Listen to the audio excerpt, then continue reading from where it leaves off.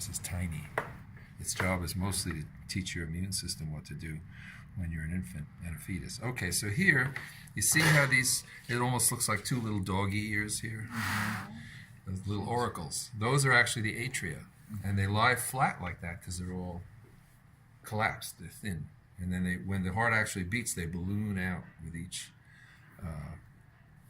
ventricular contraction and atrial relaxation.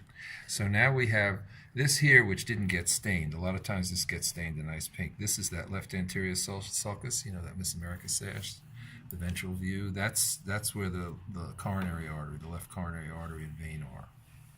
Meanwhile,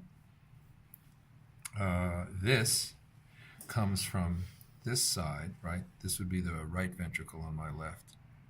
And so here, because it looks white, the white is collagen. That's the reinforcement because it's a high pressure vessel, an artery, a main artery. So this is actually the pulmonary aorta coming out of the right ventricle.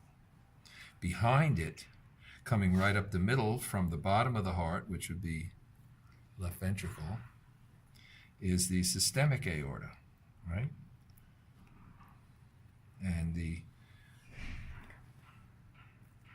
systemic aorta comes up right behind it. And if we sort of push this superior vena cava, this big fat blue tree trunk, out of the way, sometimes it's good to cut it. But it looks like we may be able to see what we need to see without cutting it in this specimen. This is the brachiocephalic that comes straight up. And then beyond that is the left subclavian. The brachiocephalic then branches further along. I'll have to cut some of these veins a little bit to get a look at the thing to look at is the arterial tree.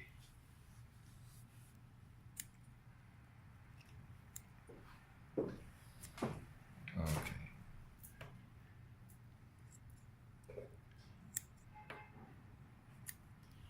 Alrighty, that was about as clean as I could get it. This thing here that I'm grabbing, this big fat blue thing, superior vena cava. Let's cut that short a little. Since it's not going to bleed, it's just solid blue rubber, right? Superior vena cava. Now we see the arterial tree is now, there's a nerve here I want to get out of the way. And now we can see, so this is the brachiocephalic, which branches off into the right subclavian and the right and left, called the right and left common carotid arteries, which go to the head area. Right subclavian goes under the collarbone to the right arm. Further down the systemic aorta as it arches back dorsally, but directly off the, let's cut this other nerve first.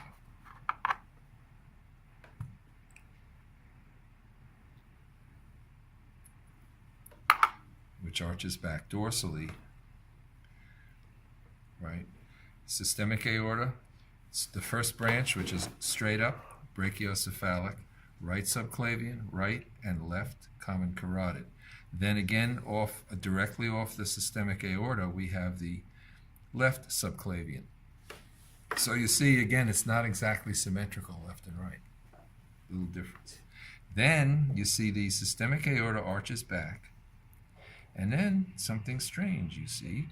You see the pulmonary aorta seems to run right smack into the systemic aorta. Pulmonary aorta, systemic aorta behind it, pulmonary aorta runs right smack into it. What's that all about? Anybody remember? Ah, yes. Ductus arteriosus. And when this little piggy is born, what happens? Just like that with the first breath. That's the ductus arteriosus. It's a very fat vessel, very short vessel. And if we tease this apart a little more, we'll be able to see that, for example, look at the left pulmonary artery branching off the pulmonary aorta here, and you see that the ductus arteriosus is much fatter. Ductus arteriosus, birth, pinch shut with that first breath. That's one of the things that has to happen. Otherwise, you need surgery. Okay, then finally, so we can, the foraminal valley, as I said, we won't see, that's inside the heart. The other things you should see, main blood vessels, is we saw the superior vena cava. We had to cut that to look at the arterial tree. And here, this red-brown stuff is fresh blood. Anyway, below the heart, but coming up through the center, right behind the liver here, is the inferior vena cava. See, that's all contiguous with the pericardium. So if I actually cut more of the pericardium,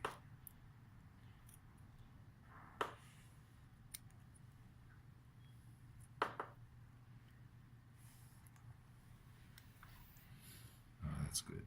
Now that that's out of the way, you see, now it's very clear. See that? Inferior vena cava. Right? Inferior vena cava, superior vena cava. And here's one of the other coronary arteries that did manage to get some of that red latex in there. The main left one is here. And then finally, to show where the systemic aorta ends up, remember after that second branch, the left subclavian artery, it doesn't branch again until it goes beyond the diaphragm, caudal to the diaphragm. So, and those branches, as I said, those are the ones you're not responsible for. But if I cut the diaphragm a little more so you could see, you see that big fat white thing lying on top of the spine there? That's the systemic aorta having descended all the way. Okay, there's a lot of blood in the bottom there. We'll rinse this out again. But you can see the systemic aorta pretty clearly. Okay? All right? So that's the blood vessels. The only other blood vessels that we encountered were the umbilical vein, which was the very first one we cut right here. Right? Umbilical vein. And is the other end of the umbilical vein that we cut. Right? And the two umbilical arteries which lie on either side of the bladder. Since this is a guy, no ovaries, but vasa deferentia, sperm ducts at the base of the bladder here. Meanwhile, we have the diaphragm is right on top of the liver. Under the liver, we hope we could see the gallbladder. This was a weird one, right? The gallbladder is sort of sticking way out in front. It doesn't really show up well in this one, gallbladder. But underneath here we have the stomach, and we go, and here's the spleen, and then this is the pancreas over here. Small intestine, large intestine. Where they join right at the beginning, you have the cecum, that dead end pouch there. And also, just about anywhere you look, you can get a good view of these mesenteric lymph nodes, which are right here.